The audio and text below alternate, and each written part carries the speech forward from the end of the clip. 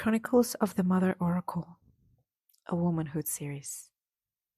Hello, this is Liz, and this is a series that is not written from my work.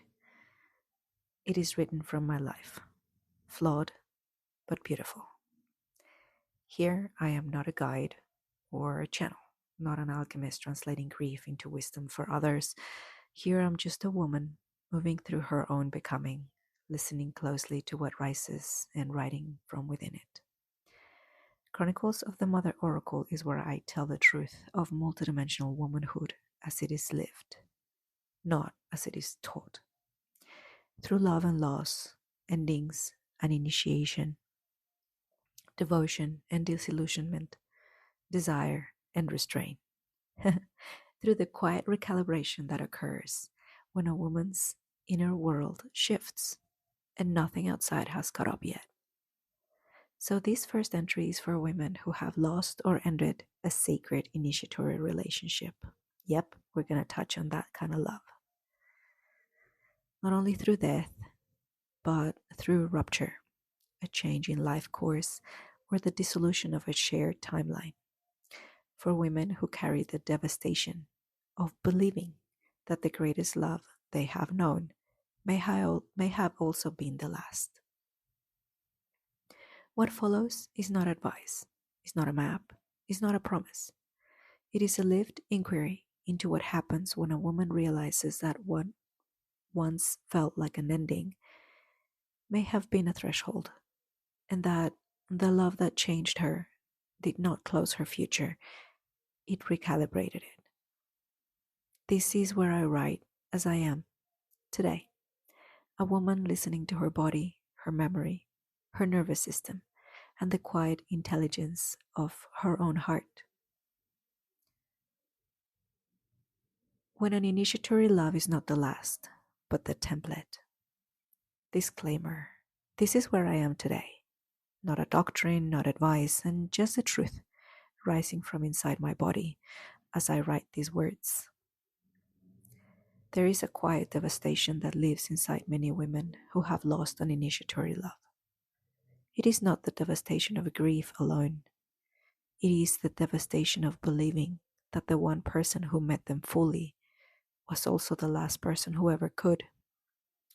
I carried that belief for a long time, not loudly, not consciously, and not only once, but deeply. It lived in my posture, in the way my chest guarded itself, in how my nervous system learned to settle into finality. It felt heavy, closed, irreversible, until something shifted inside me with one simple sentence. Thank you for affirming that he wasn't the exception, but the template. The moment I said it out loud, something in my field realigned. Believing he was the only one turns life into a museum.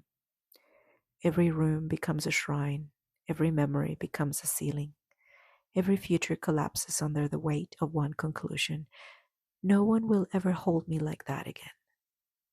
I used to believe that too, not as a thought, but as a bodily stance. A vibration, a frequency. And loss does that, quietly, without permission and without warning. It convinces the nervous system that love peaked once and that everything else is just management. But that belief was never truth. It was grief, it was shock. It was a system trying to protect itself from the ache of wanting again. Because this is the thing, opening up, being vulnerable, can be scary. And what shifted was not psychological, and it wasn't merely energetic or mindset. It was somatic, a recalibration, a permission my body had not yet been given. Because when I finally embodied that he was not the exception, my whole being softened. Something unclenched. Because there is a moment in healing when a deeper truth replaces an older myth. The old myth says, no one will ever love me like that again. The new truth says, anyone who comes close must meet me in that field, because that field is now mine. Not because I demand it, not because I am recreating the past, and not because I'm clinging to what I lost, but because my body knows resonance now. It becomes inevitable.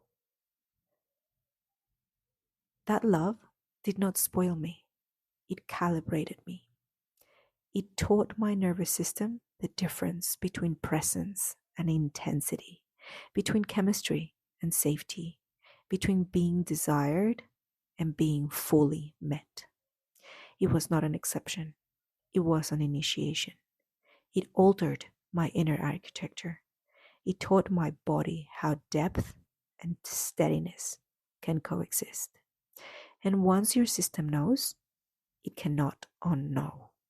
This is how templates live on, not as fantasy, but as embodiment. As a new presence enter my field, I recognize different people, different rhythms, different ways of arriving. Some have touched something familiar but unsteady, instant contraction. Another arrived with a stillness that asked nothing, instant recognition. What surprised me was not the attraction, it was the depth of the information.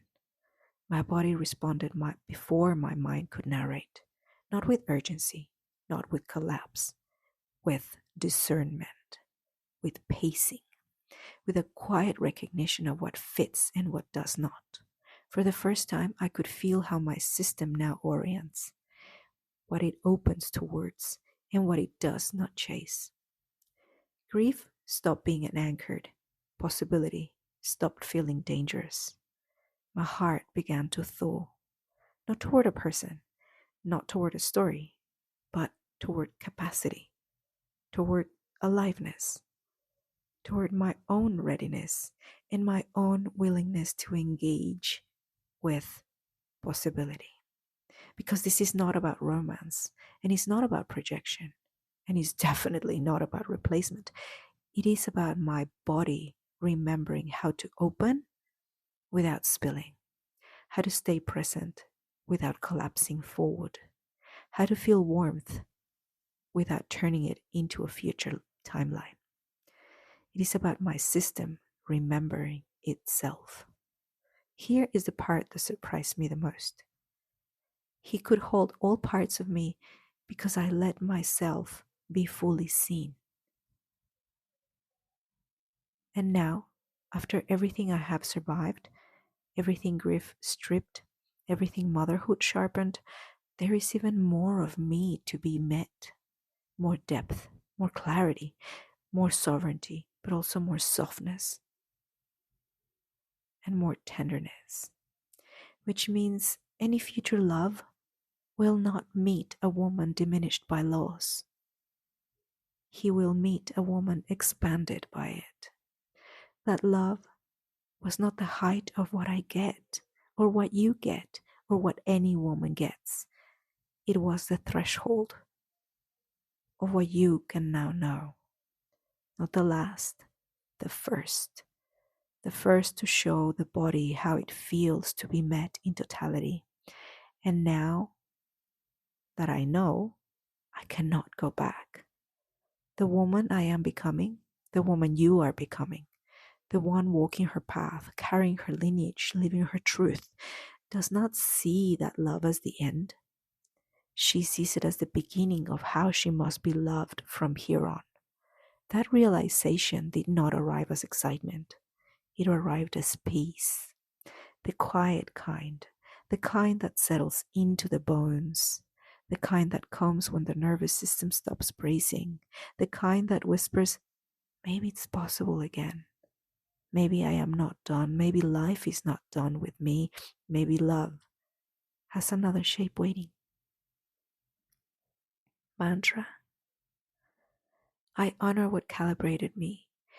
I trust what my body remembers. I walk forward without shrinking my heart. I want to offer you this reflection. Where have you mistaken an initiatory love for a final one? What might shift if you allowed it to be a template rather than a conclusion? You are not reaching backward. you're stepping forward. With you in the quiet dawn of becoming. Liz.